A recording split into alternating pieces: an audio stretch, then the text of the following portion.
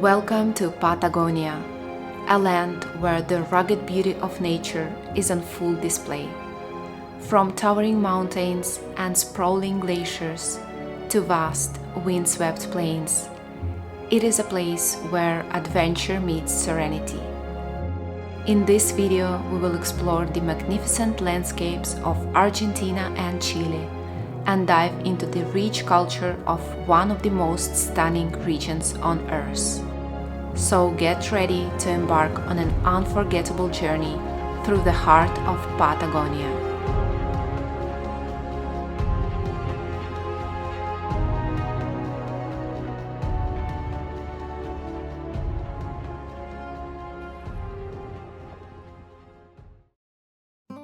This was one of our quick stops on Route 40. There was a car experiencing what looked like a punctured tire issue, and our bus drivers decided to stop and help these guys out, which was so kind of them. I used this time to stretch my legs and admire the landscapes.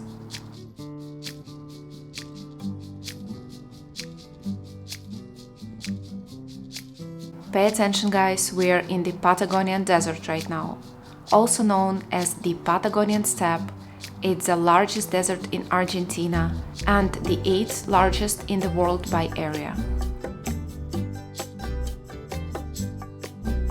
So this entire trip was somewhat a last-minute decision for me, which is the reason why I did not have much time to plan my activities in advance. Ideally, I would get off the bus in El Chaltén to visit the absolutely gorgeous Mount Fitzroy and do some trekking around it. But because I was short on time and had to fit in my itinerary as much as I could, I decided to leave El Chaltén for my next visit. Also, this time I wasn't really prepared to hike that much. I didn't have all the necessary gear and outfits that you definitely will need for these weather conditions.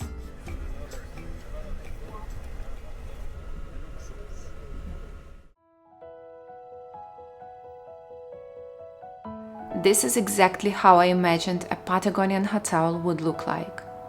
I remember making a vision board some years ago, and there was a picture of this hotel which I included in my board. And honestly, I completely forgot about all that.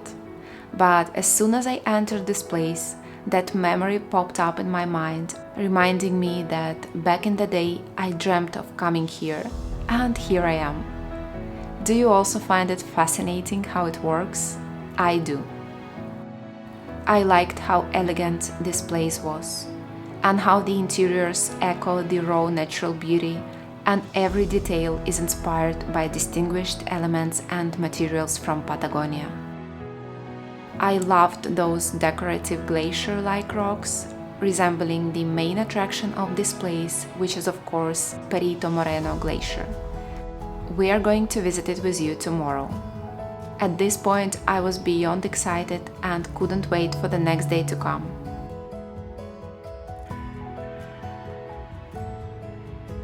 This day I had no particular plans. I knew that I wanted to walk leisurely around the city, have a proper dinner, check out the local shops, buy some groceries for the next few days, and just chill in the hotel. By the way, it's located on a small hill, and it took me around 10 minutes to walk to the main boulevard. My room was overlooking the turquoise glacial waters of Lake Argentino, and every evening I found myself spending good 10-20 minutes gazing out of the window, watching sunset and observing life in this cute little town.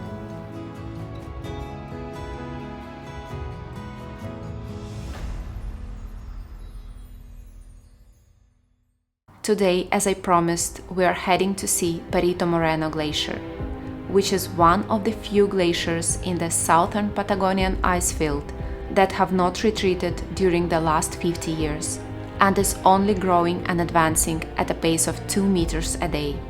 This makes it something special in the face of global warming. Perito Moreno began its formation more than 2,500 million years ago, in the last ice age.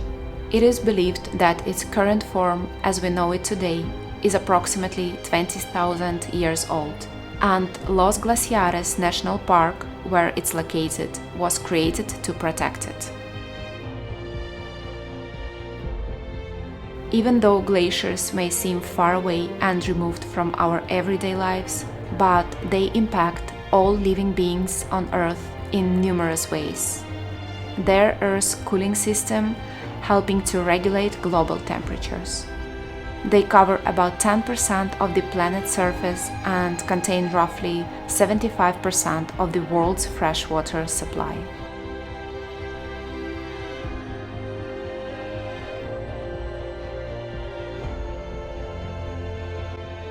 In this shot, you can see in the perspective how enormous Perito Moreno is. I mean, comparing it to the size of the boat right there, it's huge. These gigantic ice walls reach a height of approximately 74 meters above the level of Lake Argentina and have a total ice depth of 170 meters.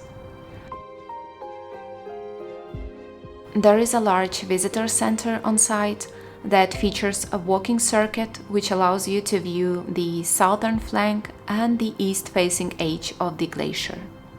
Its cliffs continuously carve icebergs into the waters, and if you just stand there for a bit and observe, chances are you may witness one of nature's most impressive spectacles in the world, the eruptures.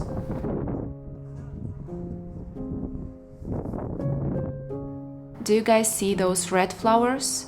They're called notros and they bloom in Patagonia only in November and March. Fortunately, I saw many of them close to the glacier.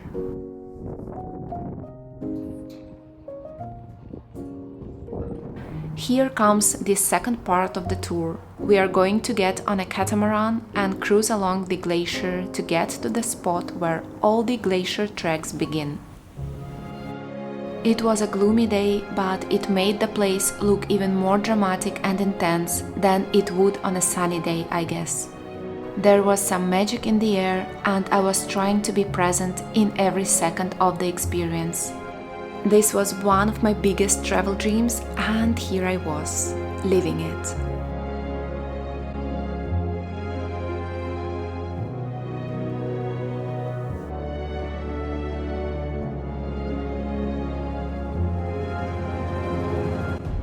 After we disembarked, we were given instructions on how to walk on the glacier and a brief safety talk. Then made our way across the small stream to the top of the hill, where we got geared up with some cool crampons. They are a necessity to securely travel on snow and ice. With them, you can cross glaciers, ascend snow slopes, and even climb frozen waterfalls.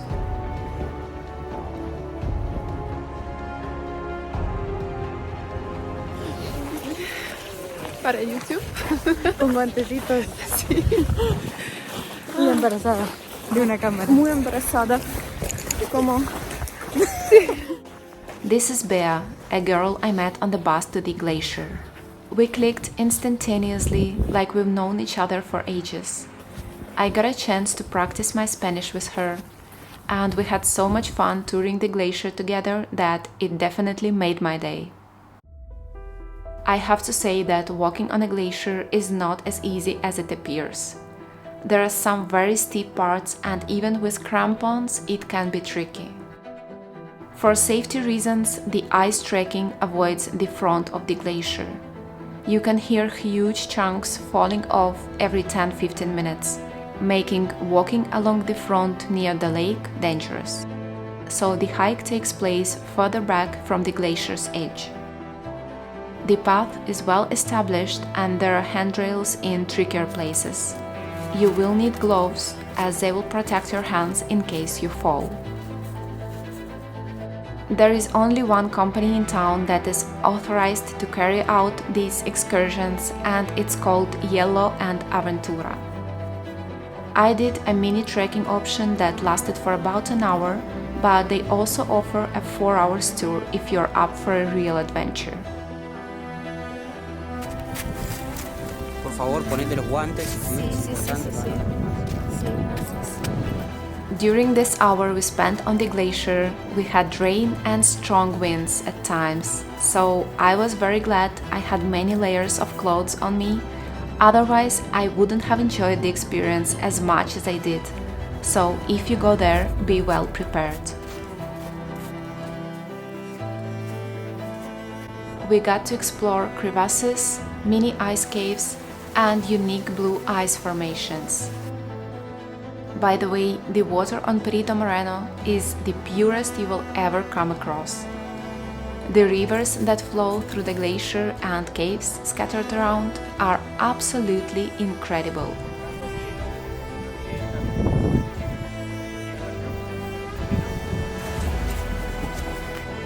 At the end of the trekking, the guides set up a table with drinks that was either whiskey or water on rocks, so that you could taste the glacial waters in your drink. Cheers! Bueno, mientras disfrutan de este momento, les comento qué es lo que vamos a hacer. Trekking on Perito Moreno is not only one of my highlights of Patagonia, but of my whole trip. It's a feeling and experience that I will treasure for many years to come.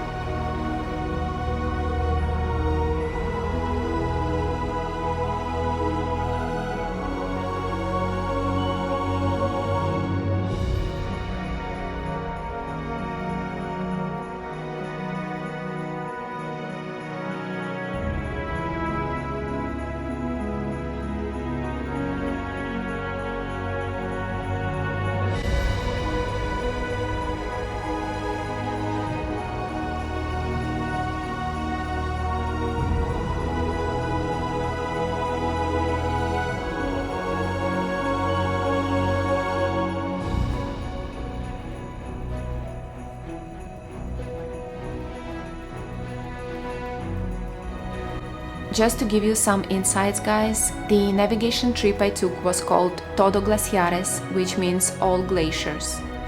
The most famous one, Perito Moreno, can be seen from land, but the other two biggies in the area, Uppsala and Speghettini, can only be seen by boat.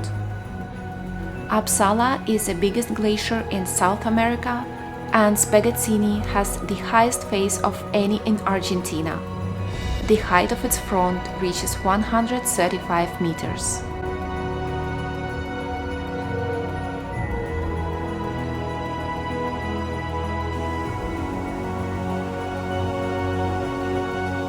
The unique sensation of navigating among icebergs leaves you speechless. It was truly unforgettable.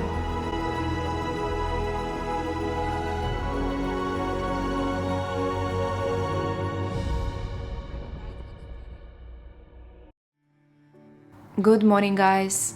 I felt like the happiest person on earth. I really wanted to journal this morning and pour all of my feelings out on paper, but I was short on time, and let's be honest, I needed that time to enjoy all of these pastries and cakes.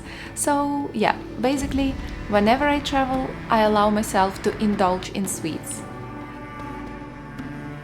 This was my room, by the way. Sorry for the mess.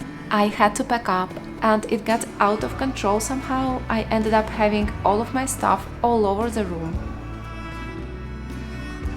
This was the day when I had to cross the border into Chile by land. To my surprise, everything went smoothly. I arrived to the bus terminal, checked in, and even had enough time to drink some coffee. On these bus rides in Patagonia, you simply can't put your camera down. Just look at these landscapes.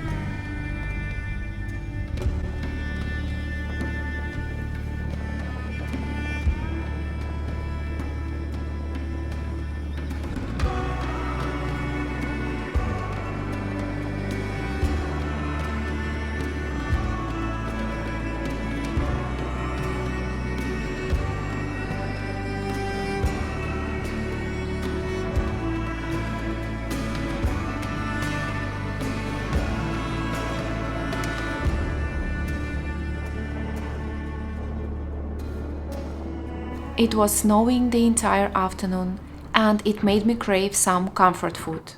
And so, after having walked around town, first thing I did was googling if there was a vegan restaurant around, and I stumbled upon this place called Hablemos Coco. If you come here, you have to visit. Everything was so fresh and delicious. Even though they had a few options to choose from, the food was so good. I had a pumpkin soup, Buddha bowl with hummus, and a cup of hot chocolate. A perfect match to end the day. I guess it would make sense if I tell you a bit about Puerto Natales. It is a city in Chilean Patagonia and the capital of the province of Última Esperanza, which means last hope. Sounds very romantic, right? It was named so by one European sailor who was seeking the Strait of Magellan in the year 1557. It was his last hope to find the strait after exploring the maze of channels between the waters of the Pacific and the mainland. Back in 1900s, this town of colorful houses served as a port for the blooming ship industry. And of course, the thriving sheep and wool trade brought here immigrants from a plethora of nations, including Britain, Ireland, Germany, Croatia, Italy, and Spain. Now, tourism is a main industry, and this coastal town serves as the base for exploring Torres del Paine National Park. And this is where we are headed next.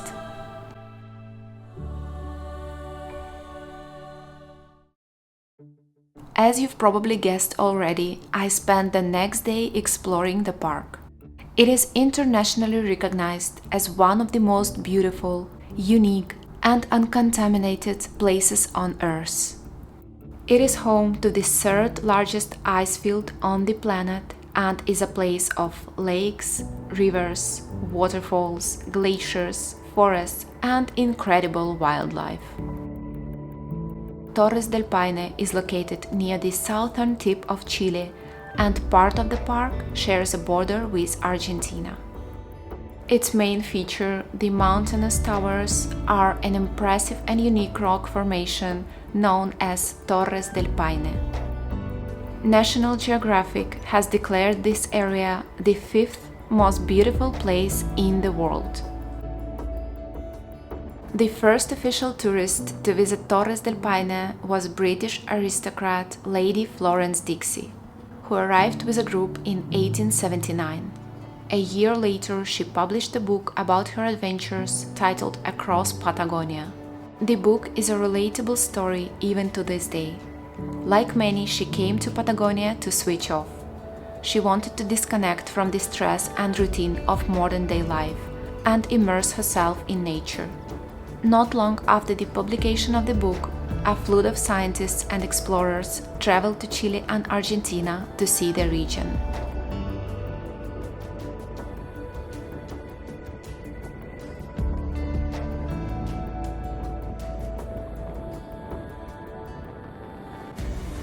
There are two major paths or circuits that can be hiked within the park. These are the O circuit and the W circuit. The O circuit is a full circle around a group of mountains called the Cordillera del Paine.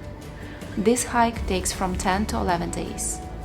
The W circuit covers some of the same ground as the O circuit, however, the route is shorter and it can take from 4 to 6 days.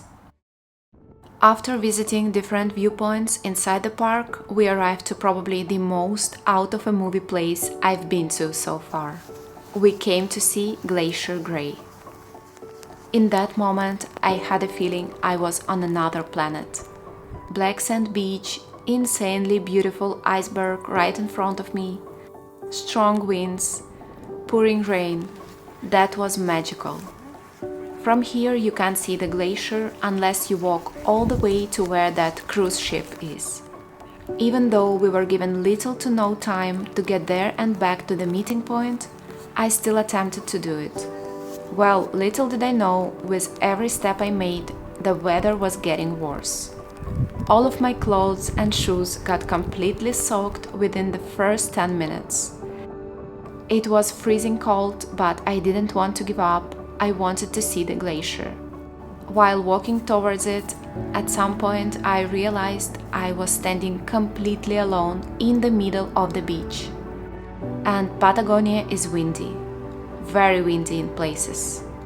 My first experience of extreme winds in this region was here, and it really made me feel closer to this element than I have felt before. The winds were so strong that I had to crouch down when the gusts picked up. Having to push against a wall of wind as I walked was both challenging and exciting. Here I acknowledged that this time the elements were stronger than me. I had to turn and go back even though that wasn't something I wanted to do. In moments like this, you feel a profound respect for nature and realize how powerful it is and how much we depend on it as species.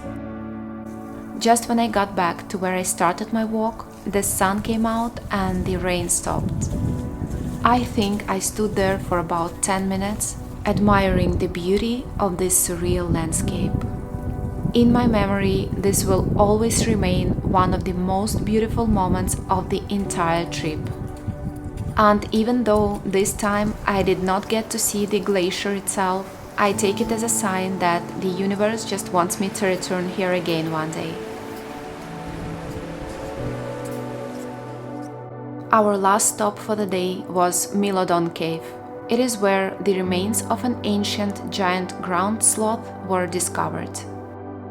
Archaeologists believe that the sloth species may have become extinct approximately 10,000 years ago.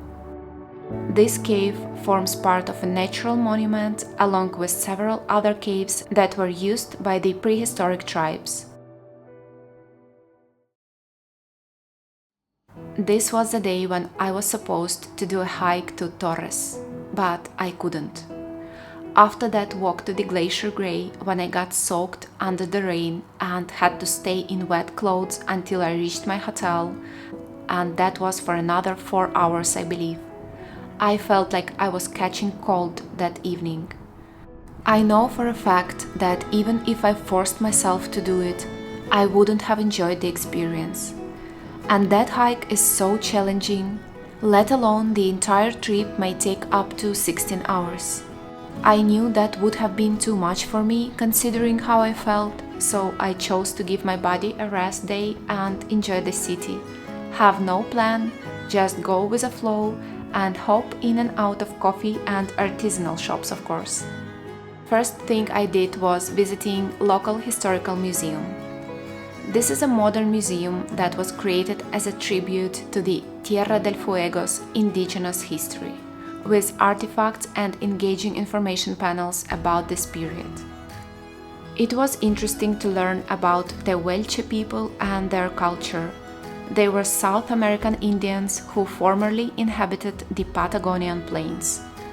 I have to say I enjoyed the museum and found it very well structured. Then I popped into one of the artisanal shops in town, and let me tell you, I loved it. I would literally buy everything in there. I love artisanal stuff, especially when it's high quality and that pretty. I ended up buying a beautiful throw for the sofa, traditional cups with the metallic straws, and slippers. For some reason, I felt very sentimental during the entire stay in Puerto Natales. All I wanted was to wrap myself up in a cozy blanket and sip on a cup of a spearmint tea, taking in those magnificent views that I could see straight from my window. Somehow, everything lined up perfectly for me to be able to come to this place and accomplish one more dream of mine, even if partially. I know this was not my last time, neither in Chile nor in Argentina. There is so much to explore on these lands that even a year won't be enough, it seems. From Puerto Natales, I took a bus back to El Calafate and then a flight to Ushuaia, my final destination on this trip. And just like that, I was getting closer to the end of the world. Thank you for watching.